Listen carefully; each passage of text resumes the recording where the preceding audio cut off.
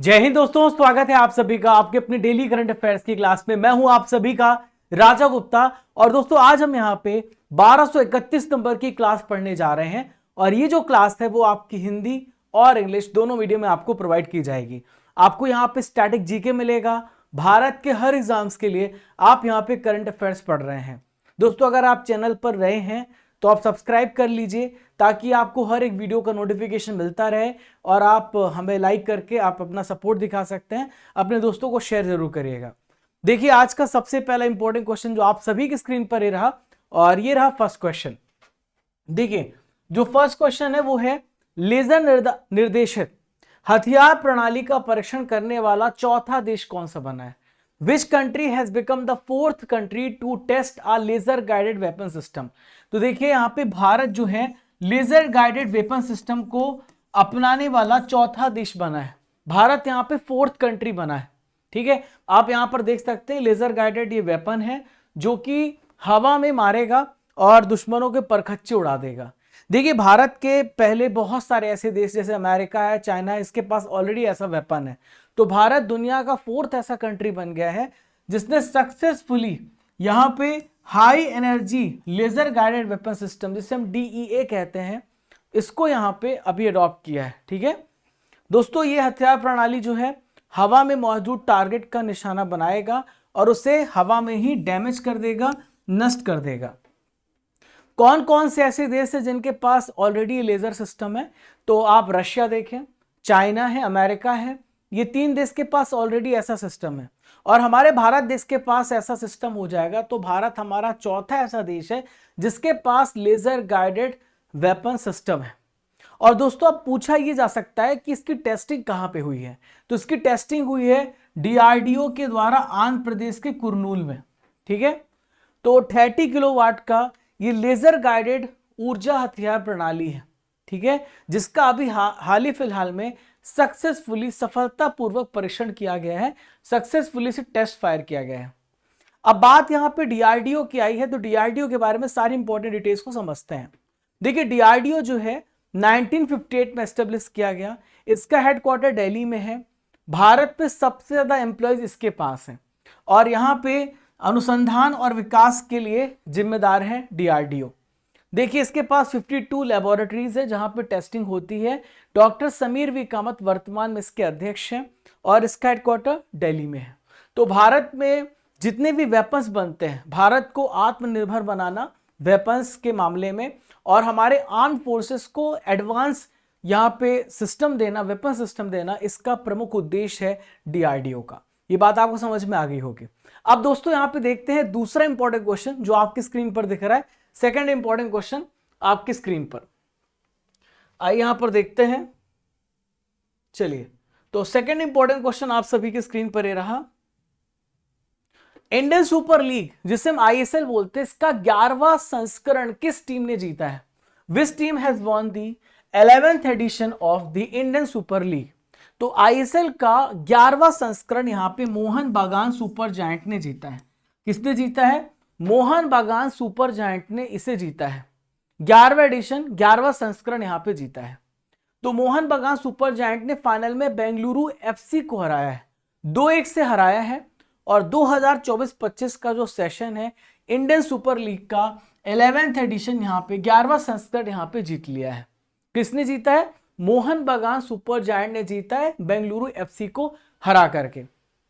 ठीक है, तो मोहन बागान सुपर जायंट का ये दूसरा आईएसएल कंपटीशन है, दूसरा खिताब है। इसके पहले 2022-23 में इन्होंने एटीके मोहन बागान के रूप में से जीता था। तो पहले एटीके मोहन बागान कहते थे, अब इसे मोहन बागान सुपर जायंट बोलते हैं। तो दूसरी बार इस कंपटीशन को यहां पे इन्होंने जीता है। देखिए फाइनल मुकाबला कहां पे हुआ था? तो कोलकाता में आपको विवेकानंद युवा भारती क्रीडांगन स्टेडियम देखने को मिलेगा, वहां पे फाइनल मैच हुआ था। क्लियर है? और 2024-25 का जो विजेता बना मोहन सुपर जायंट बना है। और यहां पे हम बात करें तो इंडियन सुपर लीग के बारे में। ठीक है, तो इंडियन सुपर लीग जो है भारत में जितने भी प्रोफेशनल क्लब हैं, फुटबॉल लीग है, तो उन सबको ऑर्गेनाइज कराने का काम आईएसएल का होता है। और 2014 से इसकी शुरुआत हुई, 2014 से। देखिए भारत में भारतीय फुटबॉल महासंघ जिसके अध्यक्ष कल्याण चौबे हैं, रिलायंस इंडस्ट्रीज लिमिटेड है और स्टार इंडिया है। ये सब मिलकर के ये कंपटीशन ऑर्गेनाइज कराते हैं। अब दोस्तों मैं आपको यहाँ पे सारे इंपॉर्टेंट विनर्स के नेम बता रहा हूँ जो 2024-25 के विजेता बने। तो गोल्डन बूट यहाँ पे किसे मिला है? तो गोल्डन बूट यहाँ पे मिला है एफसी के अलादीन अजराई को। इन्होंने 23 गोल किए हैं। तो इस सेशन में सबसे ज्यादा गोल करने वाले खिलाड़ी को गोल्डन बूट मिलता है। तो नॉर्थ ईस्ट यूनाइटेड एफसी के हैं अलादीन अजराई, जिन्होंने 23 गोल किए हैं। गोल्डन ग्लव किसे मिला है? तो जो सबसे बेस्ट गोलकीपर होता है उसको गोल्डन ग्लव मिलता है। तो मोहन बगान सुपर जायंट के विशाल कैथ को मिला है गोल्डन ग्लव। फिर है दोस्तों गोल्डन बॉल। तो प्रतियोगिता का सबसे बेस्ट खिलाड़ी उसको गोल्डन बॉल मिला है।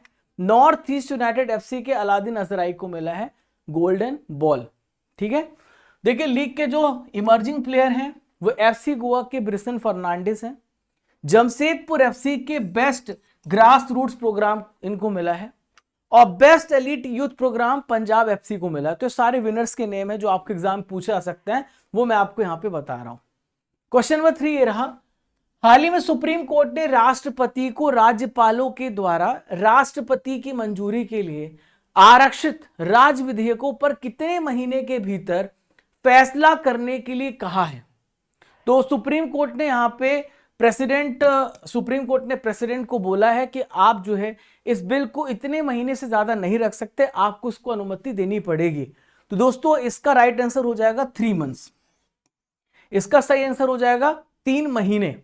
ठीक है, तो सुप्रीम कोर्ट ने कहा है जो राष्ट्रपति को राज्यपालों के द्वारा राष्ट्रपति की मंजूरी के लिए आरक्षित जितने भी राज्य विधेयक है 3 महीने के भीतर फैसला करना होगा।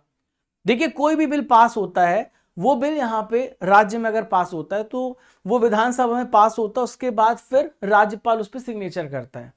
मान लीजिए उस बिल पे सिग्नेचर नहीं हुआ तो वो बिल कभी भी पास नहीं होगा। हमारे संविधान में ऐसी प्रोसेस है, हमारे केंद्र में भी ऐसी प्रोसेस होती है। लोकसभा में बिल जाता है, राज्यसभा में पास होता है और फिर वो जो है राष्ट्रपति का सिग्नेचर लगता है, तो उसके बाद ही उस बिल को हम कह सकते हैं कि वो इंप्लीमेंट हुआ है। उसी प्रकार से राज्यों में भी यही है। पर होता क्या है कि गवर्नर अगर बिल को अपने पास रख लिया, उसने यहाँ पे रख लिया तो सिग्नेचर नहीं किया तो बिल कभी भी लागू नहीं होगा। तो सुप्रीम कोर्ट ने कहा है कि आपको 3 मंथ्स के अंदर 3 महीने के भीतर आपको फैसला करना होगा। तो जस्टिस जेबी पारदीवाला और जस्टिस महादेवन देख सकते हैं, इनकी एक बेंच थी जिन्होंने इस फैसले को सुनाया है। अगर इस अवधि में कोई देरी होती है तो वैध कारण बताएं, कारण बताइए आप देर क्यों कर रहे हैं, और ये उस राज्य को आप इंफॉर्मेशन दीजिए जिसका बिल आपने रोक के रखा है। ठीक है, तो दोस्तों अभी पीठ ने यह भी कहा है, यानी जो बेंच है इन्होंने डायरेक्ट किया है। ये तमिलनाडु के राज्यपाल हैं, इनका नाम है RN रवि। इन्होंने 10 ऐसे विधेयक को मंजूरी नहीं दी, फैसले को खारिज कर दिया। तो इस पर फैसला सुनाया है और राष्ट्रपति को भी राज्यपाल के द्वारा जो भेजे गए विधेयक है उस पर भी निर्णय लेना होगा 3 महीने के अंदर। क्योंकि कई बार ऐसा होता है कि राज्यपाल उस बिल को राष्ट्रपति के पास भेज सकता है और राष्ट्रपति उस बिल को अपने पास रख सकता है, तो भी वो बिल नहीं पास होगा। तो सुप्रीम कोर्ट ने यह भी कहा है कि राष्ट्रपति को भी 3 महीने के अंदर निर्णय लेना होगा। अगर नहीं ले पाते तो कारण बताएंगे आखिर किस कारण से विधेयक को रोका गया है। ठीक है, क्वेश्चन देखिए, अब मैंने कल आपसे 3 क्वेश्चन पूछे थे जिसका आंसर आप सभी को कमेंट बॉक्स पे देना होता है। तो अब 3 प्रश्न ये रहा, गणगौर त्योहार प्रमुख रूप से किस राज्य में मनाया जाता है? तो राजस्थान राज्य में मनाया जाता है गणगौर त्योहार मोस्टली। भारत में नवीनतम 15वीं जनगणना कब की गई थी? 2011 में की गई थी। पंडित शिव कुमार शर्मा का संबंध किस वाद्य यंत्र से है? तो इनका संबंध संतूर से है। किससे है? संतूर से इनका रिलेशन है। आप चेक कर लीजिए कि आपने तीनों प्रश्नों का उत्तर सही दिया कि नहीं। अब मैं आपसे 3 क्वेश्चन पूछ रहा हूं जिसका आंसर आपको कमेंट बॉक्स पे देना है। विदेशी मूल के किस ओडिसी नर्तकी को 2006 में पद्मश्री से सम्मानित किया गया? द ग्रेट इंडियन नॉवल पुस्तक के लेखक कौन है? भारतीय निशानेबाज और स्वर्ण पदक विजेता अभिनव बिंद्रा द्वारा लिखित आत्मकथा का नाम क्या है? इन तीनों क्वेश्चन का आंसर आपको कमेंट बॉक्स पे देने हैं। ठीक है, चलिए आगे बढ़ते हैं। चौथा नंबर का प्रश्न आप सभी की स्क्रीन पर रहा, हाल ही में किस राज्य के रिंडिया सिल्क और खासी हथकरघा उत्पादों को GI टैग दिया गया है?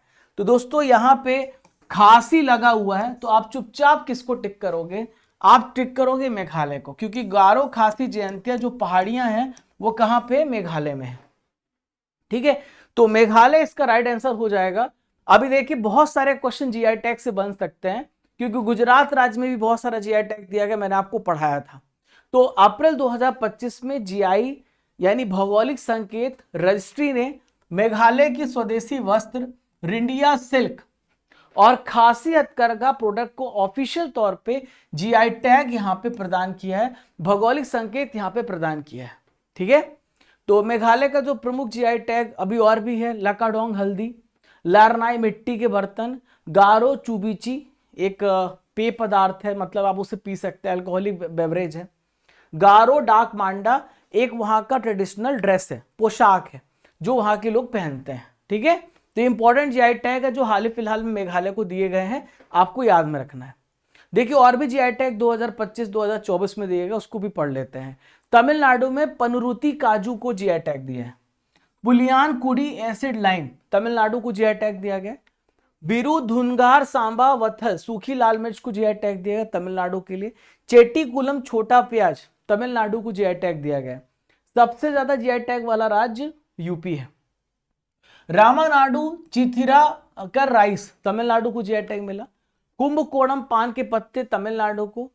थोवलाई फूलों की माला तमिलनाडु। गुजरात में सौदागरी ब्लॉक प्रिंट को जीआई टैग मिला है, और गुजरात में घर चोला हस्तशिल्प को भी जीआई टैग दिया गया है। क्लियर है? चलिए, भारत के ऋषभ यादव और ज्योति सुरेखा वेनम की जोड़ी ने तीरंदाजी वर्ल्ड कप 2025 में भारत को कौन सा मेडल दिलाया है? Which medal has been won by India's pair of Rishabh Yadav and Jyothi Surekha Vennam in the archery World Cup 2025? तो इनको यहां पे गोल्ड मेडल, इसका राइट आंसर क्या हो जाएगा? गोल्ड मेडल इन दोनों ने मिलकर के जीता है। तो आप यहां पर देख सकते हैं, ये तस्वीर में आप ऋषभ यादव देख रहे हैं और ये ज्योति सुरेखा वेनम है। इन दोनों की जोड़ी ने इसको यहां पे जीता है।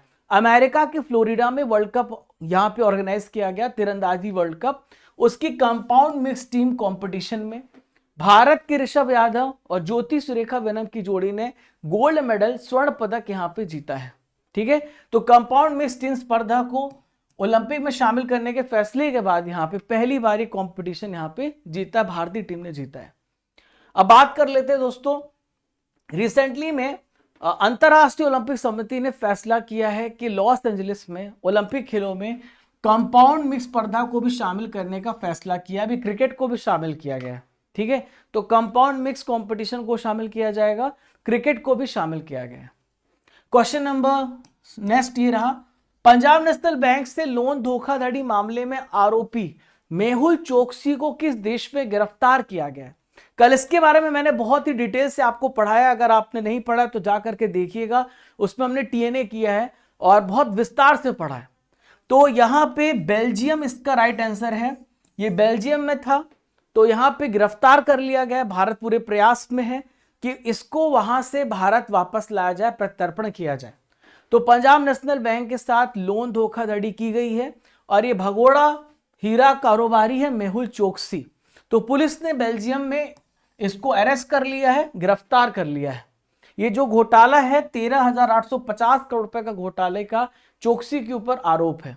ठीक है, तो देखिए प्रत्यर्पण की अपील 12 अप्रैल को हुई थी, सीबीआई ने करी थी, भारतीय जांच एजेंसी ने की थी, और इसके बाद गिरफ्तार किया गया। सीबीआई ने रिक्वेस्ट किया था कि इसको गिरफ्तार किया जाए, और वहां पर जैसे ही कोर्ट बोलेगी तो फिर उसके बाद इसे यहां पे भारत भेज दिया जाएगा।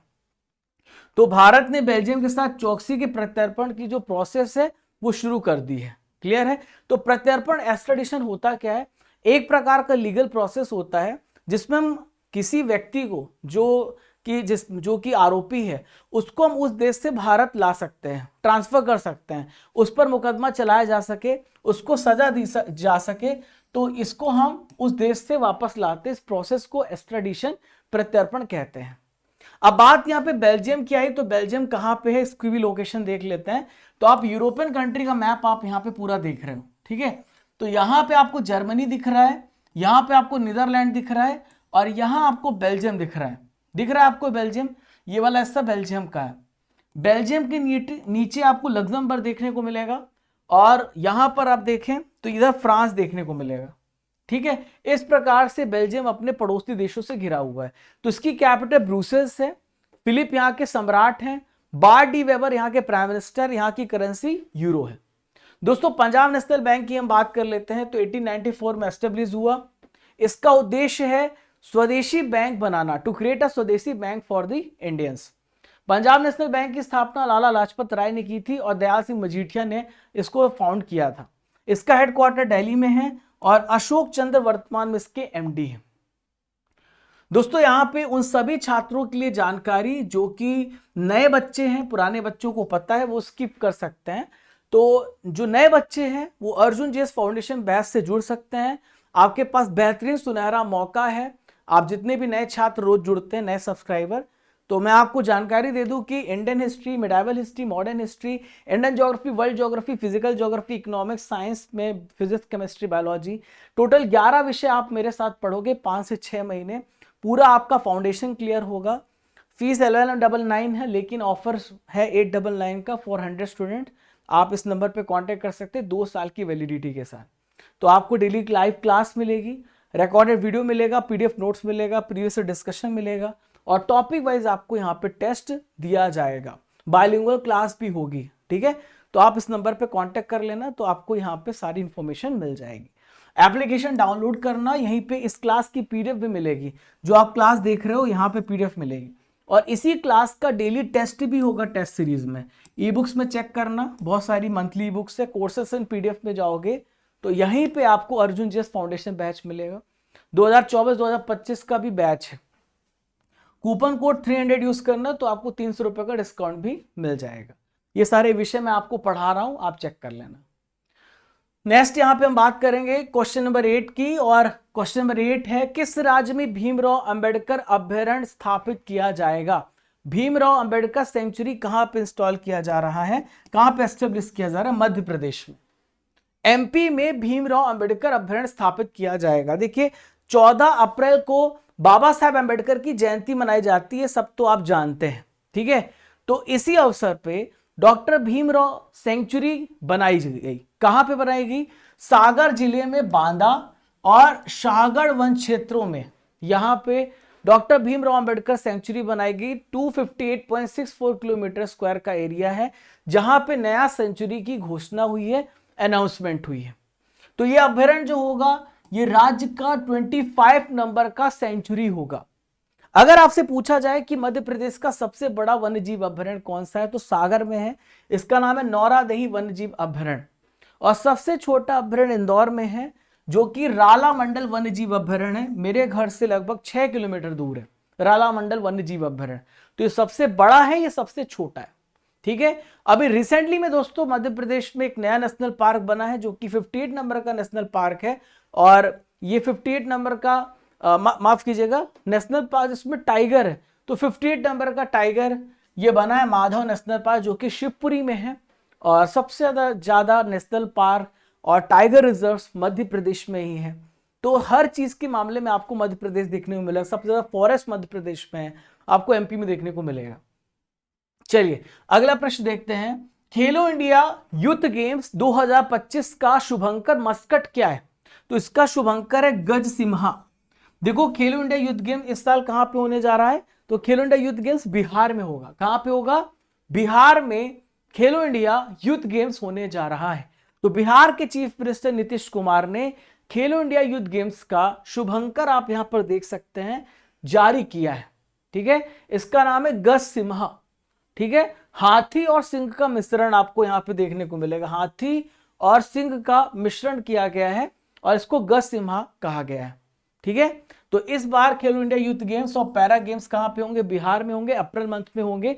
बिहार के 5 ऐसे डिस्ट्रिक्ट हैं, बेगूसराय, भागलपुर, राजगीर, पटना और गया, जहां पे ये आयोजित किए जाएंगे। ठीक है, कंपटीशन जो होगा 4 मई से 15 मई तक होगा। 10,000 से ज्यादा यहाँ पे युवा पार्टिसिपेट करेंगे इस कंपटीशन में।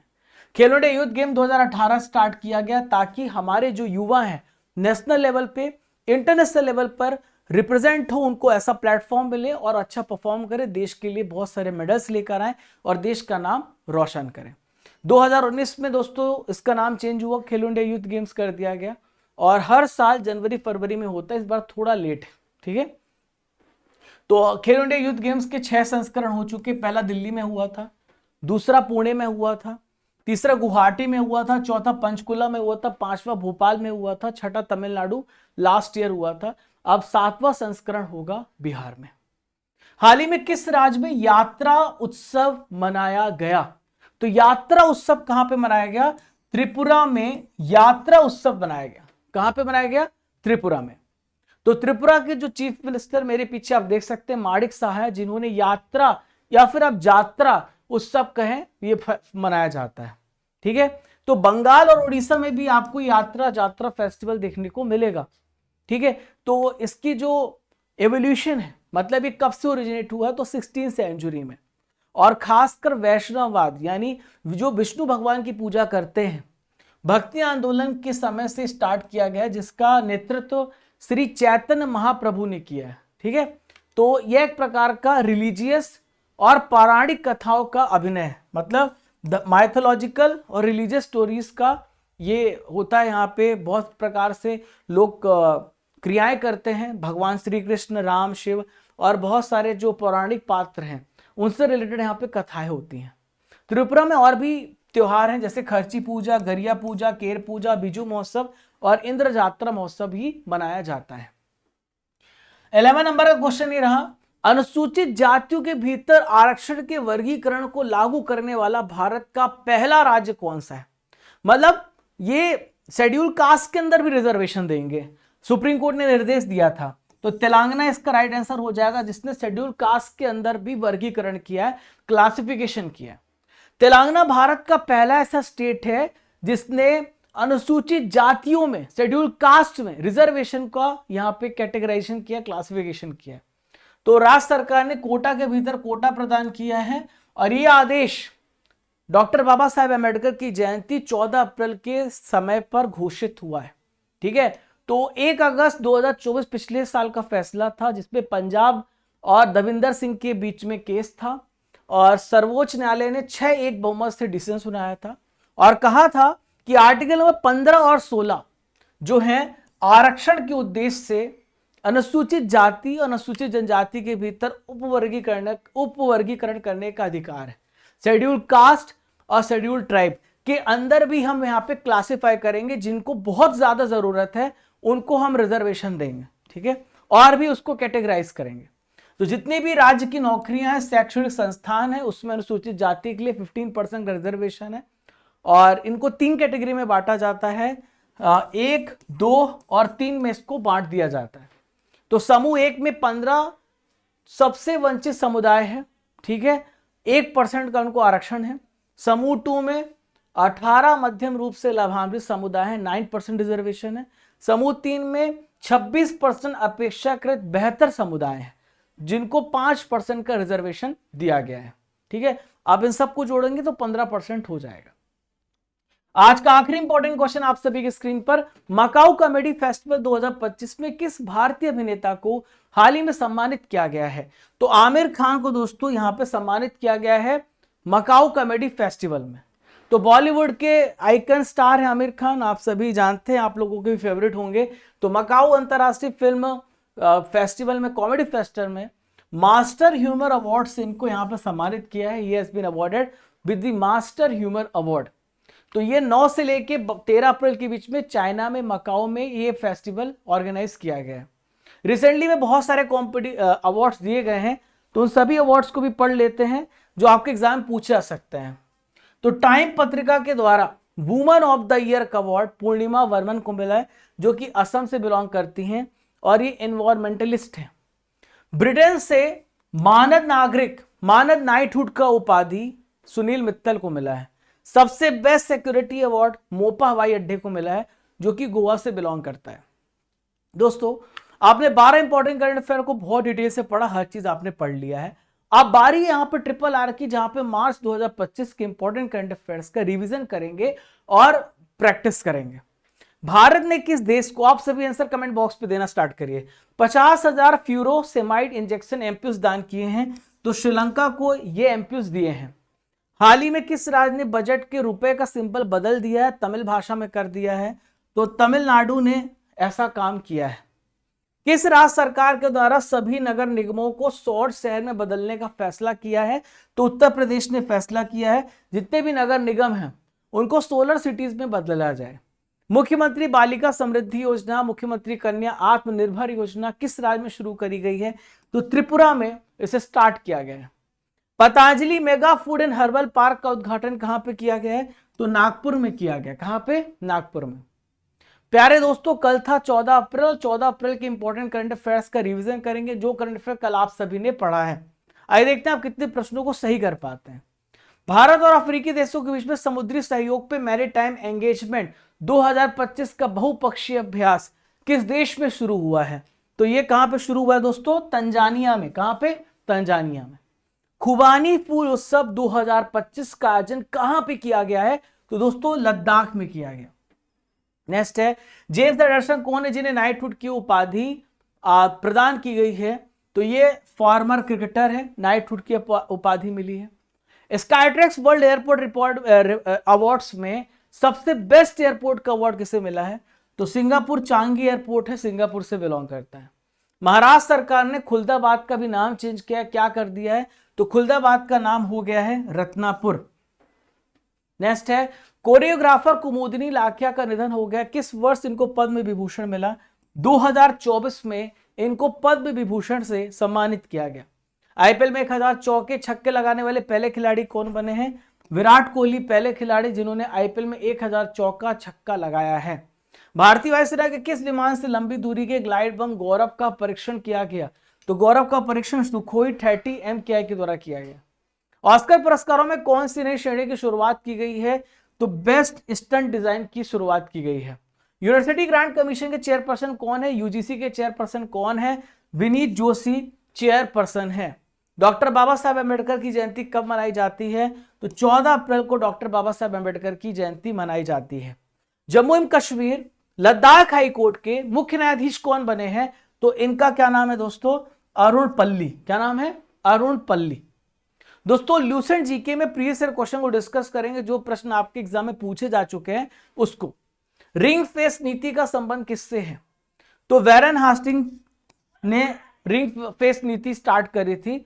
तो इसके तहत क्या होगा कि जो बैंक है उसके फंक्शंस को बदला जाता है और उसमें इंटरनेशनल और जो डोमेस्टिक है दोनों के यहाँ पर फैसिलिटीज को बदला जाता है, दोनों को अलग किया जाता है। इनमें से किसने बंगाल में द्वैध शासन प्रणाली डुअल गवर्नमेंट को समाप्त किया है? तो वैरन हास्टिंग ने डुअल गवर्नमेंट को समाप्त किया है। किस गवर्नर जनरल पे महाभियोग का मुकदमा चलाया गया था? तो वैरन हास्टिंग व्यक्ति थे जिनके ऊपर महाभियोग का मुकदमा चलाया गया। आपके लिए सवाल है, किस राज्य के रिंडिया सिल्क और खासी हथकरघा उत्पादों को जीआई टैग दिया गया है? आपको इसका आंसर मुझे कमेंट बॉक्स पे देना है। और प्यारे साथियों, अर्जुन जीएस फाउंडेशन बैच में आप एनरोल होइएगा, और जो कि 1199 में, लेकिन ऑफर फीस में 300 रुपीज आपको ऑफ मिलेगा। आपको मैंने फैसिलिटीज के बारे में बताई है। आप टेस्ट पास में एनरोल हो सकते हैं, जहां पे आपको 4000 प्लस टेस्ट करने का मौका मिलता है, प्रैक्टिस करने का मौका मिलता है। अगर आपको किसी प्रकार की हेल्प चाहिए तो आप इस नंबर पे मैं कांटेक्ट कर सकते हैं। और हमारी करंट अफेयर्स की पैकेज है, आप ये पैकेज में 200 रुपए का आपको 2024-2025 का 12 महीने की बुक मिल जाती है। हर महीने की मंथली करंट अफेयर्स आप यहाँ पे डाउनलोड कर सकते हैं। Yearly current affairs, static GK book, ये सब कुछ आपको एक ही जगह पे मिलती है। 5000 प्लस एमसीक्यू और 65 चैप्टर वाली आप स्टैटिक जीके की बुक हमारे अमेजन फ्लिपकार्ट से ऑर्डर कर सकते हैं। इसका लिंक आपको डिस्क्रिप्शन बॉक्स, कमेंट बॉक्स पे दिया गया है। और हमारी टीम आपको पढ़ाएगी एसएससी, रेलवे, ये सारे आपको पेड कोर्सेस में सारे बैच आपको देखने को मिल जाते हैं। तो डियर स्टूडेंट्स, आशा करता हूं कि आपको आज का सेशन बहुत ही बेहतरीन लगा होगा। अगर आप चैनल पर पहली बार आए हैं तो डोंट फॉरगेट टू सब्सक्राइब, और आप शेयर करिए अपने दोस्तों तक। और साथियों, ऐसे ही आप हमेशा पढ़ते रहें, बढ़ते रहें। आज का दिन आपका बहुत ही शानदार हो, इसी शुभकामना के साथ आज की क्लास को एंड करते हैं। डेली रात को 8 बजे आपको स्टैटिक की क्लास के साथ जुड़ना है 10 मिनट, और 12 बजे आपकी करंट अफेयर जो आपकी एप्लीकेशन क्लास है। इसके अलावा बर्निंग इशू, बहुत सारे टॉपिक आपके दिन भर चलते रहेंगे। एक्टिव रहिए, पढ़िए और सिलेक्शन को पक्का करिए। मिलते हैं दोस्तों अगले इंपॉर्टेंट टॉपिक में, तब तक के लिए जय हिंद, जय भारत।